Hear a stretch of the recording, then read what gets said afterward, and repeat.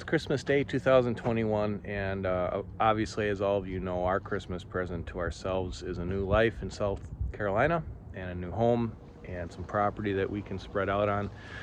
So I'm going to take you guys on a little walk today, carrying some loppers and my heavy-duty gloves because we may encounter some vines or some branches I want to clear. I am creating new pathways that I can walk with the dog, and just takes a little effort and some time to sort of carve those areas out. There are deer paths on the property which I've improved upon, so we're going to start walking. We're going to start here at Tokyo. That's my 8x20 foot steel container, which has probably been around the world probably 100 times. So pretty cool stuff. All right, we are going to flip the camera around and start walking.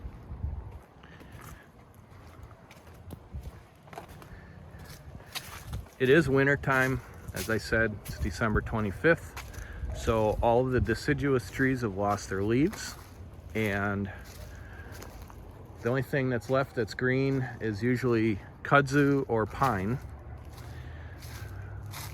So my long-term goals, I guess, are to cut a path all the way around my property. Now, if we look to the right, we're looking sort of northeast right now.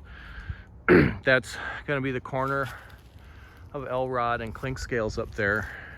There's Tokyo back behind us. We've probably gone about 55 feet. And we're going to head slightly west here and continue along the path. It wasn't too long ago that I first walked through here for the first time and realized what cool features there are over on this end of the land. This is currently the far northeast corner, and we're walking away from the northeast corner towards the northwest corner. Property line for me is not the road, but it's a fence and a little sliver of land that is about 25 feet to our right now. In fact, you can see the fence post straight ahead there, and then there's probably another 75 or 80 feet to the road. So I came across this tree stand here, and I don't think it's been used for quite some time. Nobody's using it now anyways, because it's my land and it's going to come down. And then that is a magnolia tree, so that's one of the other things that remains green all year round. And that large tree right there that it's growing up next to is probably a 60-foot tall water oak. A lot of these oaks down here, they're not the same as oak trees in Wisconsin or the northern climes. They're really soft. Their branches break off all the time. They're prone to rot. Here's a nice buck rub right at the corner of the trail. So now we can go continue west here, or we can take a shortcut, which I think what we're gonna do now is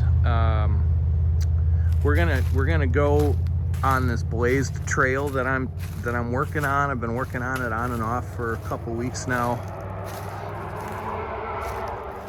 That's a motorcycle going by. A lot of people down here with loud motorcycles and trucks.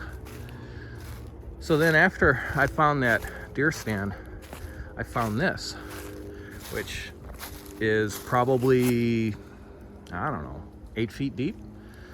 And I just thought, man, that's really a cool feature. So that pipe actually is a pretty short one.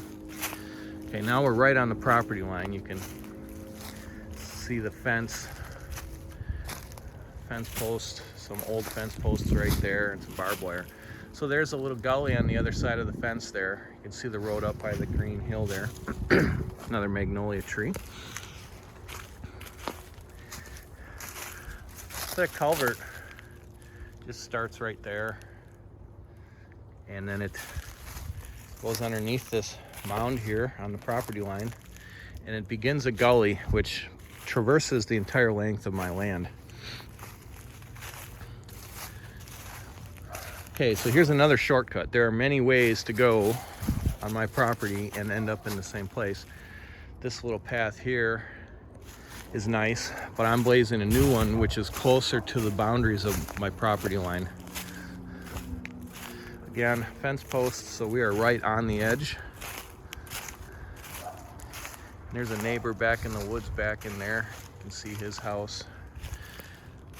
So the corner of my property is probably, it's very hard to see from here. It's marked by a pole with a red top on it, about 5 feet tall.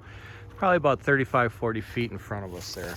So we're gonna turn to the left. We are now heading south.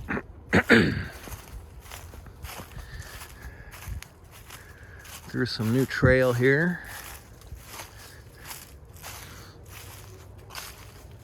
I had to improve on some of this. Some of this was existing, worn in by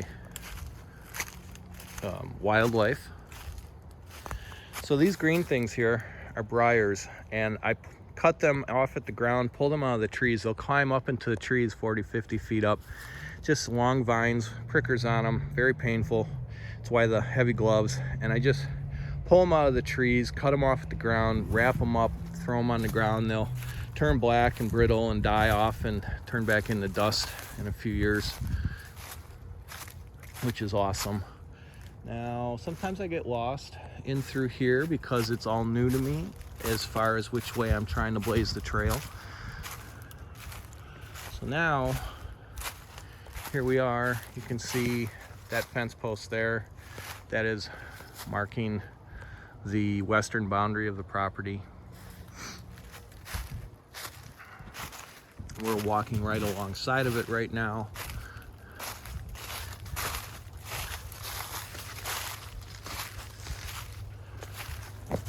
In the summertime, this would be very difficult to do. There would be just so much growth, it would be really hard to get through. So this is the area where I intend to improve upon the path. Cut these little things out here that are sort of standing in the middle of the path in the way. Make it easier for Cody to walk through here, also for Marianne and for myself to walk through here as well. They're still following that fence. In fact, here it is. So this branches on this tree here, which will get trimmed so I don't have to stoop and walk around like Quasimodo. All right, so as I said, there's a lot of shortcuts on this land. I could go right through this part of the forest here. I love this with all the pine needles on the ground. It's really cool, and I could walk about 100 feet to my left and get down to that path that I considered taking earlier. I'm not going to. We're going to keep walking along where I want to build a new improved path along the fence line, property line here.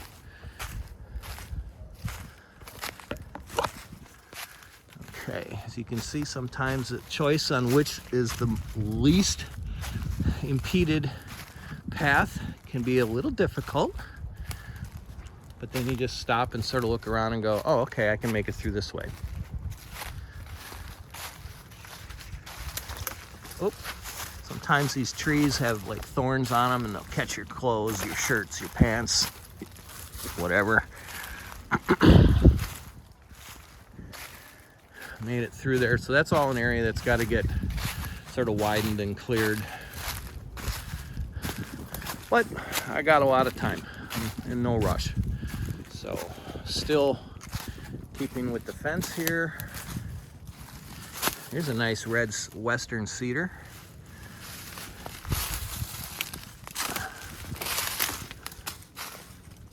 All right, we're starting to go downhill again.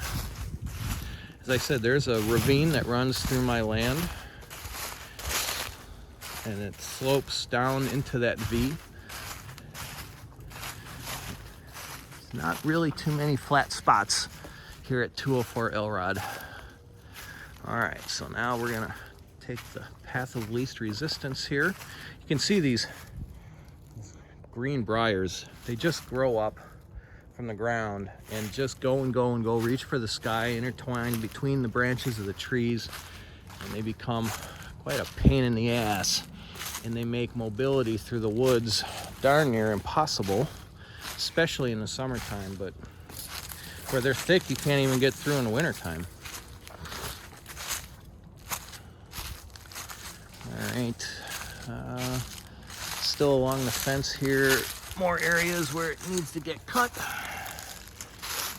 This tree's been on the ground for quite a while. And that one shortcut path that we could have taken earlier is starting to come up and meet with us here pretty soon. I just wanted to build something closer to the lot lines, just as a way of keeping tabs on what's going on the land. Okay. I think I have somehow wandered slightly off of my property, but not by far, maybe by a few feet. So now we're gonna come through here. Again, this is just completely, I'm crouching as I'm walking and I'm getting snagged on stuff, and so that's kind of where my improvement really needs to start working on that path. So now we've met up with the path going all the way back to not too long after we left Tokyo. Well, by the deer stand, actually. So continuing to walk south-southeast. At one point, somebody had cut some logs in here, cut some trees up that fell. Here's another one, just sort of decaying into nothing. Look at the moss growing on this one. Wow, okay. So we are getting ready to come out into what I call the power easement clearing. And that's the telephone pole that bisects across part of my land. And I think once or so a year, the power company, they come in and they sort of clear the land. You can see we're looking right through the channel. We're looking, well, I guess that would be sort of south-southeast, and you can see the hill going up there. And then if I turn around, the hill goes up this way as well.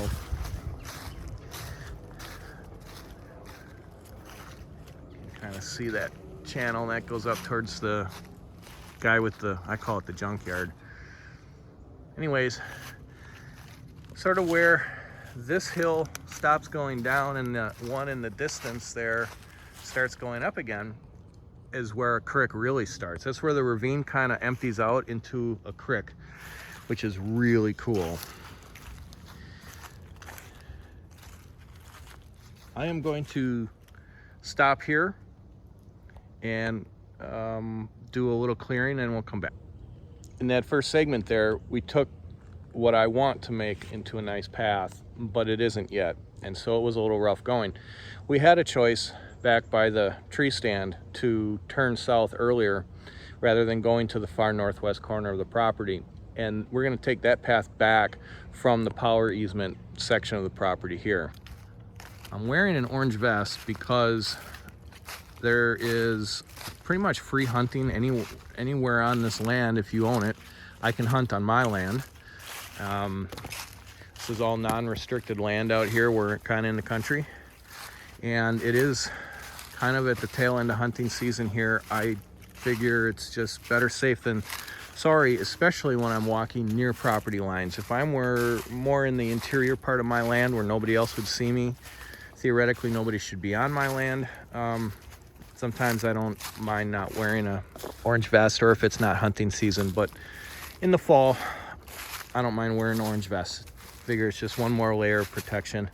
Hopefully somebody sees that and goes, oh, okay, it's not a deer. So now we're on that path and we're leaving the area where we had joined up with it, and this is all sort of shortcut area that we could have taken. We're walking back towards the ranch, I guess, back towards Tokyo at this point. This is just a different way of doing it, and this has its own unique sort of areas. There's some huge water oaks that sort of line the ravine. You can see them in the distance there. To the left is that, so I call it the uplands, where it's all pine trees and pine needles on the ground. It's just so pretty.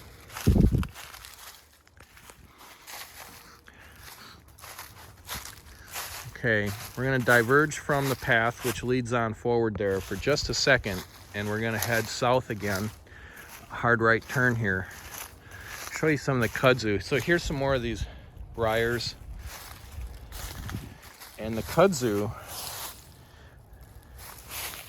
is just huge. I mean, here's my finger. That thing is inch diameter, and it grows and it wraps up around these trees. This kudzu here had wrapped around this magnolia tree. That's an inch and a half in diameter, and it crawled up this tree here as well. I've been working on cutting this stuff. This huge thing here is, I mean, look at the size of that. That is kudzu growing up out of the ground. So anyways, this is kind of the ravine in here. You can see it drops down into a giant hole. Kind of walk around this way here and get a better look at it. Never really has any water in it that I've seen. Even when we had some pretty heavy rains in the last month, I didn't see any water in here. But this empties out towards we're looking towards the power easement right now.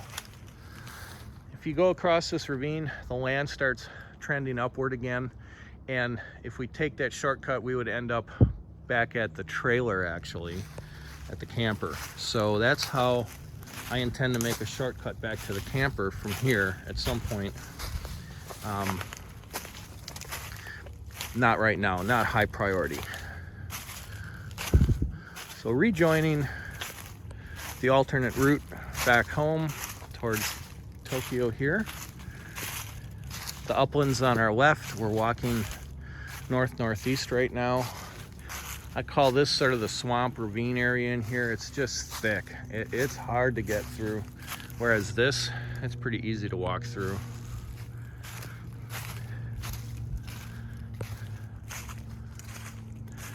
So I thought this was really cool when I first found it. It's a giant oak tree. Thing must be 70 feet tall. In an opening, a big natural opening, right in the middle of the trail. And I just thought, man, is this cool. But this is one of those water oaks, and these branches are just so soft. They hit the ground, and they bust up. You can see it's just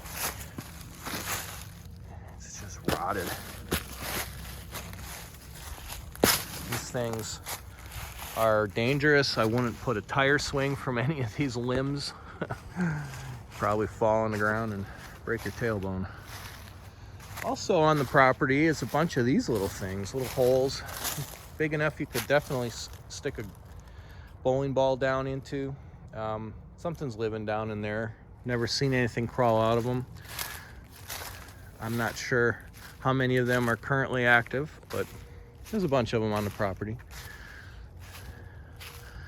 We're walking slightly uphill here, and the trail just sort of lazily winds its way through this ever increasingly thicker area. It's just all solid brambles in there and briars. These things are ridiculous. I've got a metal brush cutting blade for my weed whacker, and that does a pretty good job. We're really walking uphill here. So now here is a shortcut that I made a couple weeks ago.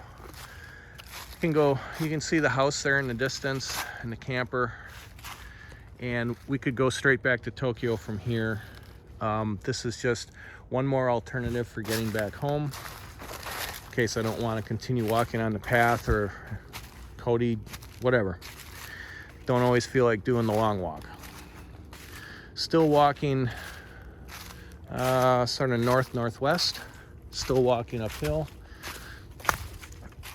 Probably about 50 feet away from where we intersect with the main path we started off on when we diverged from the path at the deer stand.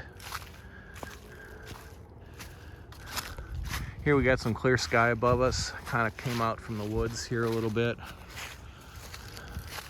This is all pretty fresh growth in here within the last 4 or 5 years, like this pine tree here.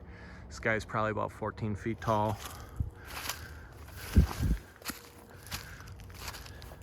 These trees, oh my gosh, sharp little thorns on here, and they hurt. You don't want to get caught on them, and the branches are not flexible. They're very stiff and rigid.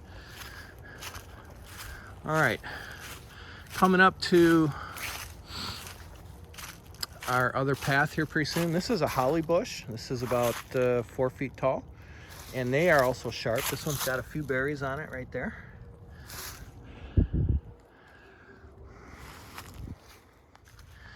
This is all pretty old deer scat here on the ground.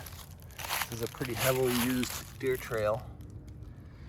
That's all pretty old. Cody loves that stuff. He thinks they're raisinets. All right, so we are back at the path. There's our tree stand. There's our buck rub.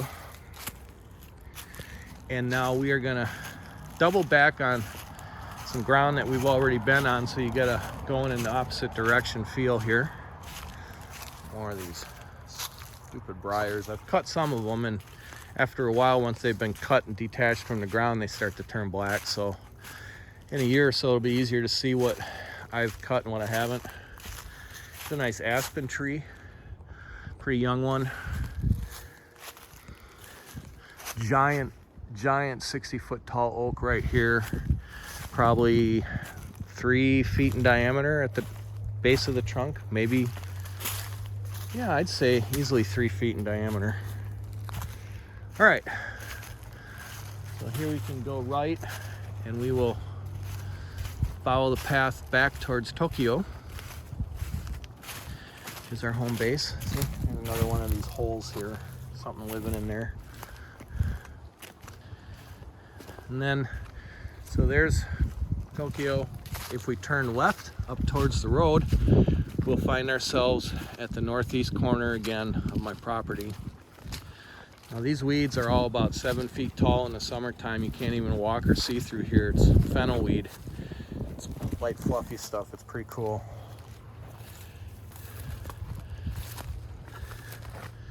So here we are at the intersection of Elrod and Clinkscales, where there was a deer unfortunately hit night before last, and it was in the middle of the road. I had to drag him out of the road in the morning when I saw him. So this was all area here along the road that we had bush hogged back when we got here in September, and I'm keeping it mowed down and tight and short right now. In the summertime, you cannot see that box through the woods here. It's just, everything's a wall of green.